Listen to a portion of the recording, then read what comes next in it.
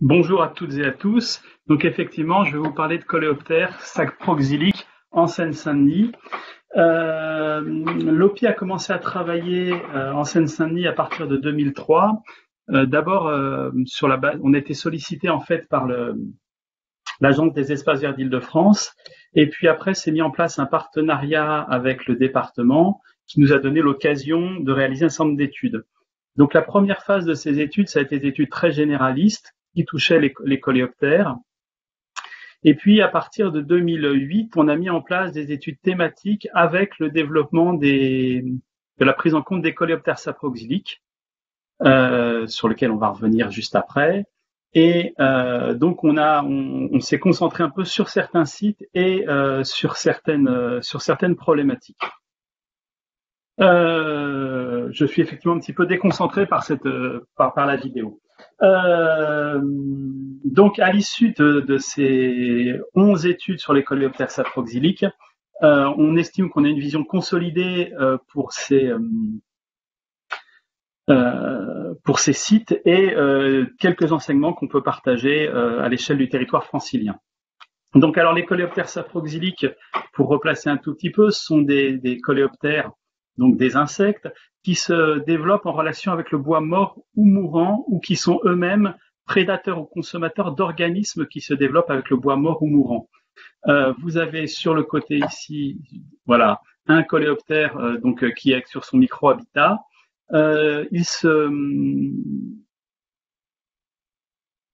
Donc, ils vont occuper des espaces relativement restreints qu'on va appeler les micro-habitats. Et on a des méthodes de prospection qui sont relativement spécifiques, qui sont les pièges d'interception, qui nous ont complètement changé la vie en termes d'inventaire. Et ces méthodes donnent de très bons résultats, mais sont souvent liées à des problèmes, des variations d'échantillonnage. Et c'est pour ça que dans le cadre du département de Seine-Saint-Denis, sur les sites dont je vais vous parler par la suite, on a mis en place un protocole renforcé pour, sur 3 ans, essayer d'atténuer les variations d'échantillonnage annuelles et en mettant plusieurs pièges, c'est-à-dire 5 pièges par placette qui font à peu près 200 mètres carrés.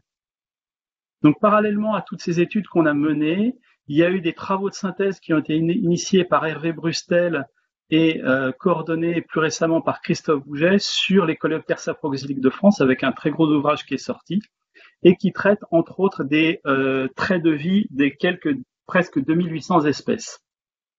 Alors quand on parle trait de vie, j'en ai cité quelques-uns ici, ça peut être le régime trophique au stade larvaire qu'on va voir juste après, ou le fait de consommer du champignon, ou la typologie du bois dans lesquels les insectes vont se développer. Ça, c'est intéressant parce que ça permet, quand on compare des sites, d'essayer de voir comment les espèces se répartissent en fonction de ces différents traits de vie. Et ici, par exemple, on a 2 sites, un qui a été suivi dans le cadre de la Courneuve et l'autre dans le cadre du boisement de la Poudrerie. Et on constate que entre les 2 sites, indépendamment du nombre d'espèces, on a une proportion de coléoptères mycétophages, donc liés aux champignons lignivores, qui est plus importante dans le parc de la Poudrerie. On a également une évolution, une proportion plus importante de coléoptères prédateurs. Donc ça, c'est des choses qui viennent renforcer toutes les démarches d'analyse qu'on a eues par le passé. Là, je vous présente quelque chose de très synthétique, donc on ne va pas rentrer dans le détail. Ce qui est faut retenir aussi, c'est qu'à travers ces travaux donc sur les coléoptères saproxyliques de France, il y a un indice de patrimonialité qui avait été proposé par Hervé Brustel sur 300 espèces et qui a été généralisé aux 2800 espèces. C'est-à-dire que une des approches consiste à évaluer la patrimonialité d'un site, sa valeur patrimoniale, par la somme des valeurs patrimoniales de toutes les espèces présentes. Je vous ai brièvement, j'avais marqué dans la diapositive précédente qu'on avait aussi utilisé l'indice de biodiversité potentielle. Alors c'est un outil qui a été développé par le CRPF, par Laurent Larieux et Pierre Gonin en 2008, et donc que nous on a pris en compte successivement parce qu'en fait ça permettait d'avoir une vision globale des boisements et des sites qu'on allait explorer. Alors, pourquoi c'est un outil intéressant? D'abord, c'est une dizaine de facteurs qu'on relève sur le terrain à vue. Il prend en compte les micro-habitats et la diversité des bois morts au sol et sur pied. Et donc, on a réussi à montrer avec différentes études les différents stages, que c'était un outil très pertinent pour avoir une idée du potentiel qu'il y avait en termes de coléoptère saproxylique dans un boisement. C'est-à-dire que l'IBP nous donnait une bonne prédiction de ce qu'on allait pouvoir trouver. Et à l'issue de la réalisation d'un indice de biodiversité potentielle, on a une capacité d'accueil théorique parcelle par parcelle, une localisation des secteurs à enjeu et pour le gestionnaire, une identification des forces et des faiblesses de la gestion en termes de diversité des essences, en termes de quantité de bois mort, etc., etc. Donc voilà ce que ça a pu donner comme résultat. On l'a mis en place, entre autres, sur 2 parcs relativement importants. Le parc de la Poudrerie, on l'a mis en place en 2012 et on l'a mis en place en 2013 sur le parc de Georges Valbon, Bois de la Courneuve. Et la chronologie des études saproxyliques n'a pas été la même que celle de l'ordre dans lequel on a mis en place les indices de biodiversité potentielle. Donc on a réalisé l'IBP d'abord, on a réalisé les études saproxyliques d'abord sur le parc Georges Valbon parce que là c'est là qu'on s'est rendu compte qu'on avait mine de rien, malgré le jeune âge du boisement, des coléoptères saproxyliques parfois remarquables. Et donc on a complété par un IBP par la suite. Et en 2012, on a fait un IBP dans le parc de la Poudrerie. Et là, on s'est rendu compte qu'on avait des boisements qui avaient des notes, des classes IBP relativement fortes. Et on s'est posé la question, est-ce que on va retrouver une faune aussi riche et aussi diversifiée qu'on pourrait s'y attendre, malgré le fait qu'on soit dans des boisements relativement restreints, très enclavés, issus de la forêt historique de Bondy. Donc, on a mis en place une étude donc en 2015, 16, 17, 14, 15, 16 pour essayer de confirmer cette intuition et voir ce qu'il en ressortait. Et donc voilà ce que ça donne en termes de représentation. En bas, vous avez la note totale de l'IBP qui est sur une échelle de 50 et la valeur patrimoniale des sites sur l'échelle verticale. Donc on voit que les jeunes boisements que sont le Saussay et la Courneuve se retrouvent tous regroupés et parallèlement, la Poudrerie est bien différenciée.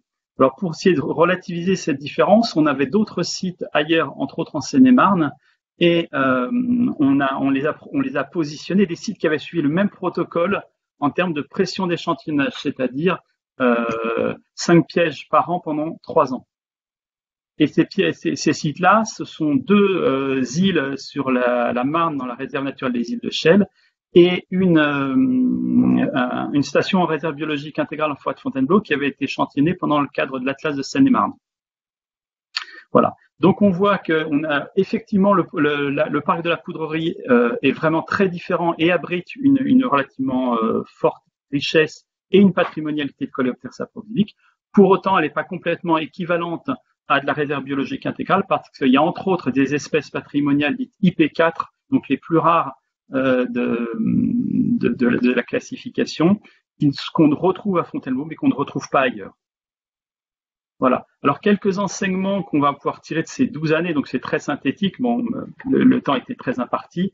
Ce qu'on a montré, la première chose, c'est qu'en étudiant la Courneuve, on s'est rendu compte que les coléoptères saproxyliques pouvaient traverser plus ou moins bien le tissu urbain, c'est-à-dire que les boisements qui étaient jeunes, néoformés, ont pu accueillir assez rapidement des coléoptères saproxyliques et parfois des espèces remarquables ou peu fréquentes. Ensuite, ce qui nous a touché par rapport à la Poudrerie, c'est que même des boisements de taille modeste peuvent permettre le maintien d'espèces exigeantes à très exigeantes. Alors, pour autant, désolé, il y a un lien loupé pour autant qu'il y ait une continuité temporelle de l'état boisé, c'est-à-dire qu'il faut le remettre à zéro à chaque fois, qu'il y ait maintien d'arbres porteurs de micro-habitats et du bois mort au sol et sur pied, et que la fréquentation soit relativement réduite, qui est une des caractéristiques des 3 sites que sont la vallée de la Marne, enfin les îles de Chelles, la réserve biologique intégrale et l'espace nature de la Poudrerie. Alors en conclusion, quelques réflexions. Les milieux forestiers les plus préservés sont quand même des milieux relictuels par rapport à ce qu'était la forêt historique de Bondy, et ils n'ont pas été préservés pour des raisons biodiversité, mais bien à la fois pour de l'agrément quand c'était des parcs privés soit pour des raisons techniques dans le cadre du parc de la Poudrerie, que ce sont des réservoirs qui vont permettre de coloniser les jeunes boisements à proximité au fur et à mesure où ils acquerront de la fonctionnalité. Et enfin, grâce à cette série d'études, on dispose d'un état initial pour un certain nombre de sites, dont des sites jeunes que sont le parc du Saussay et le parc de la Courneuve, et qu'on a donc un réseau de stations de référence pour un suivi long terme, aussi bien pour ces sites-là que pour d'autres sites qui pourraient rejoindre ce réseau par la suite. Voilà. Je vous remercie et puis je reste à votre disposition.